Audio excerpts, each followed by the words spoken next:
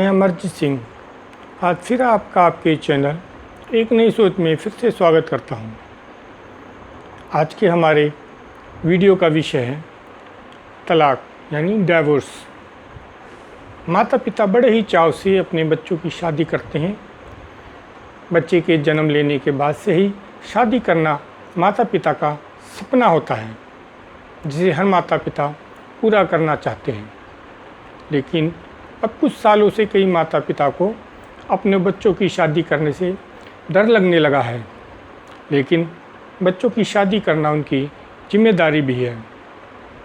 शादी जहाँ तो परिवारों को जोड़ती है, वहीं तलाक दो परिवारों को तोड़ता है, जो कि बहुत ही पीड़ादायक और कष्टदायक है। फिर भी आजकल तलाक के मामले बढ़ते जा रहे हैं। बहुत सारे लोगों को पता ही नहीं है कि तलाक किस आधार पर और कैसे मिलता है। वह लोग तलाक का मुकदमा तो कर देते हैं, कई साल तलाक का मुकदमा लड़ने के बाद भी तलाक नहीं मिलता है और उनका समय और पैसा दोनों वहाँ बर्बाद होता है। अंत में हाथ में कुछ भी नहीं आता है। आज हम तलाक के विषय पर चर्चा करेंगे। तलाक एक बहुत बड़ा विषय है। इस वीडियो में हम ज़्यादा से ज़्यादा जानकारी देने की कोशिश करेंगे। हमारे इसके मुख्य बिंदु हैं। पहला, तलाक के मुकदमे के क्या आधार होते हैं। दूसरा, अमान्य तलाक यानी इनवैलिड डाइवोर्स क्या होता है। और तीसरा पॉइंट, अडल्ट्री। यदि आप अपना मुकदमा सही तरीके से और सही आधारों पर लड़ेंगे तो आपको तलाक भी मिलेगा और एलिमनी यानी रुपया भी नहीं देना पड़ेगा। जो बात हम कह रहे हैं, बहुत सारे लोगों को यह बात बड़ी अजीब लग रही होगी। इसको आप इस तरह से समझ सकते हैं। आपके घर में काफ़ी लोग रहते हैं, माता पिता, दादा दादी, चाचा चाची, भाई बहन, घर के सभी लोग घर का बना खाना खाते हैं। जब भी आप घर में कुछ भी खाते या पीते हैं तो कोई भी एक साफ बर्तन लेकर आप उसका इस्तेमाल करते हैं। जैसे खाते समय आप चम्मच का भी इस्तेमाल करते हैं। चम्मच, प्लेट या गिलास कुछ सभी लोग इस्तेमाल करते हैं। जूठा होने पर दोबारा धोकर कोई भी इस्तेमाल कर लेता है। यह आप बचपन से करते आ रहे हैं, इसलिए इसमें आपको कोई परेशानी नहीं होती है और आपका दिमाग भी इसे स्वीकार कर लेता है, यानी एक्सेप्ट कर लेता है। लेकिन क्या आपने कभी घर के किसी दूसरे सदस्य के दांत साफ करने वाले ब्रश को इस्तेमाल किया है? शायद नहीं। यदि आप उसे 10 बार भी अच्छे से धो भी लें, तब भी आपका दिमाग उसे स्वीकार नहीं करेगा और आप उसे इस्तेमाल नहीं करेंगे, क्योंकि ऐसा आपने आज तक कभी किया ही नहीं है। जब आप शादी की पार्टी में या होटल में खाना खाते हैं तो वो चम्मच पता नहीं कितने लोगों के मुंह में जाता है, फिर भी आपको कुछ गलत नहीं लगता, क्योंकि आप बचपन से यह देखते आ रहे हैं। लेकिन ब्रश को यदि आप 10 बार भी धो लें, तब भी आप उसे इस्तेमाल नहीं करना चाहते हैं। उसी तरह से जो बातें हम अपने वीडियो में बताते हैं, जल्दी लोगों को यकीन नहीं आता है। यदि आप अपने मुकदमे की पैरवी ठीक ढंग से करेंगे तो मुकदमा भी लड़ेंगे तो आपको तलाक भी मिलेगा और एलिमनी यानी कि रुपया भी नहीं देना पड़ेगा। चाहते तो यह सभी हैं कि एलिमनी ना देनी पड़े, लेकिन अपने मुकदमे को सही तरीके से लड़ना नहीं चाहते हैं। सिर्फ चाह लेने से कुछ नहीं होता है, उस पर काम और मेहनत भी करनी पड़ती है। अब बात करते हैं तलाक के मुकदमे का आधार क्या होता है। पहला, क्या होने चाहिए। पहला, क्रूअल्टी के आधार पर। दूसरा, माता पिता को छोड़ने के आधार पर। तीसरा, झूठे और आरोप लगाने के आधार पर, जैसे झूठा 125 DV या 498 का केस। चौथा, साथ ना रहने के आधार पर। पांचवा, शारीरिक संबंध ना बनाने के आधार पर। नेक्स्ट, क्रूएल्टी के आधार पर। अगला, किसी चीज़ की मांग बार बार करना और पूरा ना करने पर झूठे मुकदमे में फंसाने की धमकी देना, और इसके अलावा भी बहुत सारे आधार हो सकते हैं। अब बात करते हैं क्रूएल्टी के आधार पर। इस आधार पर जब आप न्यायालय में मुकदमा करते हैं तो आप मुकदमे में अपने ऊपर हो रही क्रूरता के बारे में लिखते हैं। विपक्षी किस तरह से आपको परेशान करता है, आप उसके बारे में पूरी तरह से बात बताते हैं। क्रूरता साबित करना काफ़ी मुश्किल भी होता है।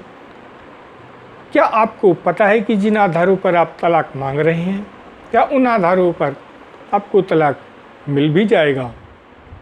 उन आधारों को आपको न्यायालय में सबूतों के साथ साबित करना होता है कि आप पर क्रूरता की गई है।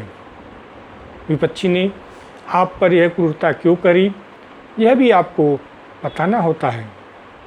क्रूरता के साथ साथ आपको यह भी बताना पड़ता है कि आपने विपक्षी को खुश रखने के लिए क्या क्या प्रयास किए। आपने अपोजिट पार्टी को बहुत प्यार किया, फिर भी वह परेशान करती है। आपको यह भी बताना चाहिए कि आपने उनकी जायज़ और नाजायज़ बहुत सारी मांगों को पूरा किया। अपनी हैसियत से ज़्यादा आपने उनकी मांगों को पूरा किया, जैसे उनके लिए ज्वेलरी खरीदी, उनके लिए प्रॉपर्टी खरीदी, उनके लिए गाड़ी खरीदी। ये सब सबूत, यानी कि बिल सहित आपको यह बात न्यायालय में कहनी है।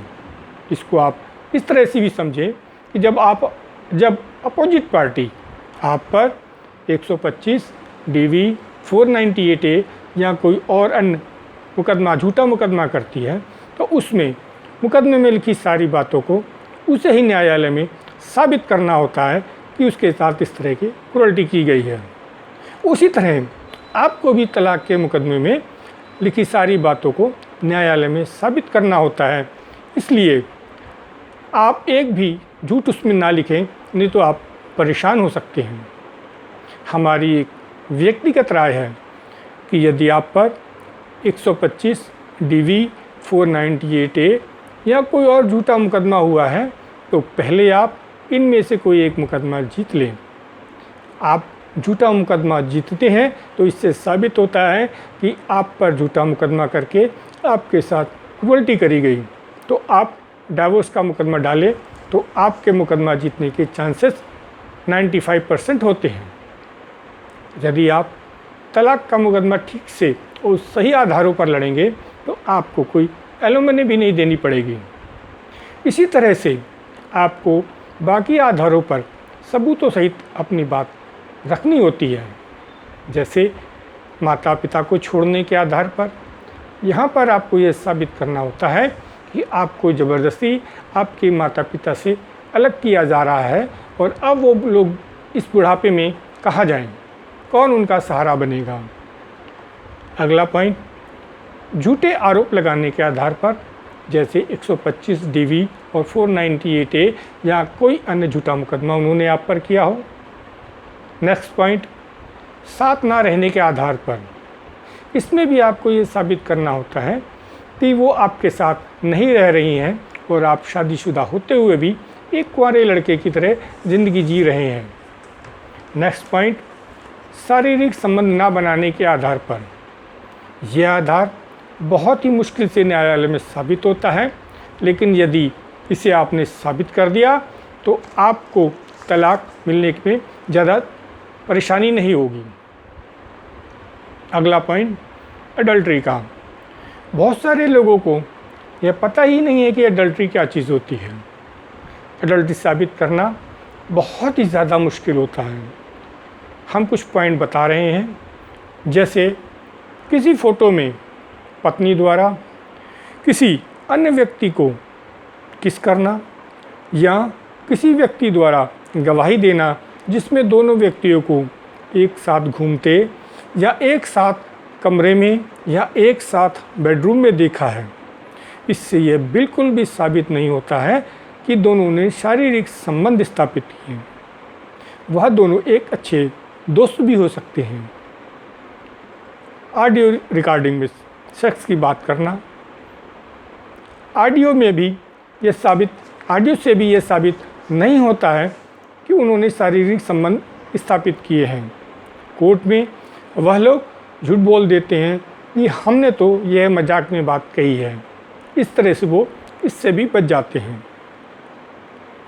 नेक्स्ट पॉइंट, किसी पेपर में लिखी शारीरिक संबंध की बात, इसमें भी वो लोग कोर्ट में यह कह सकते हैं कि यह उनसे ज़बरदस्ती लिखाया गया है। जो भी ये पॉइंट अभी हमने ऊपर आपको बताए हैं, यदि ये सही हैं और इन पर ठीक ढंग से क्रॉस किया जाए तो आप इसे कोर्ट में साबित कर सकते हैं। सब कुछ एक अच्छे क्रॉस पर निर्भर करता है।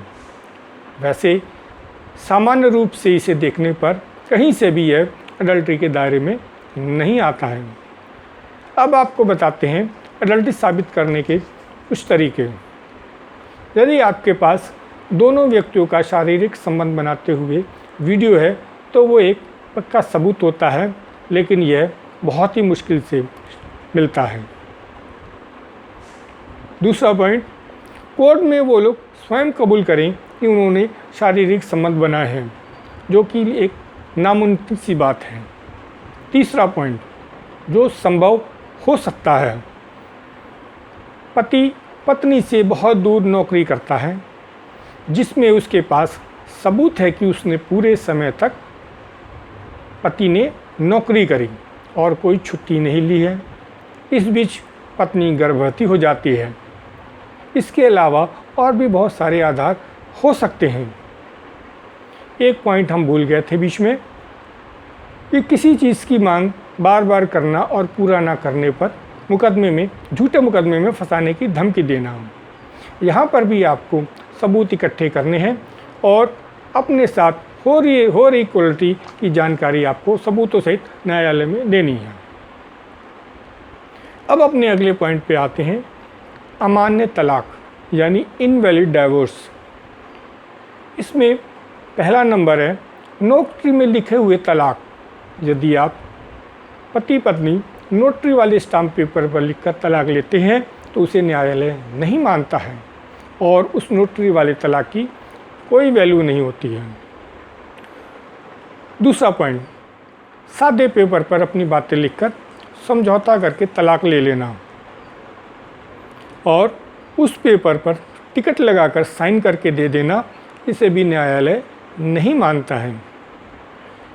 तीसरा, पंचायती तलाक। पंचायत में किए गए तलाक को भी न्यायालय नहीं मानता है। यदि आपने पंचायत में लिखा पढ़ी करके तलाक ले लिया है तो यह कानूनन सही नहीं है। अगला चौथा पॉइंट है ज़बानी तलाक। इसमें पति पत्नी ज़बानी तौर पर एक दूसरे से तलाक ले लेते हैं और दोनों लोग अलग अलग शादी कर लेते हैं। पत्नी किसी दूसरे आदमी से और पति किसी दूसरी औरत से शादी कर लेते हैं, जो कि कानूनन सही नहीं है। साथियों, वीडियो बहुत लंबा हो रहा है।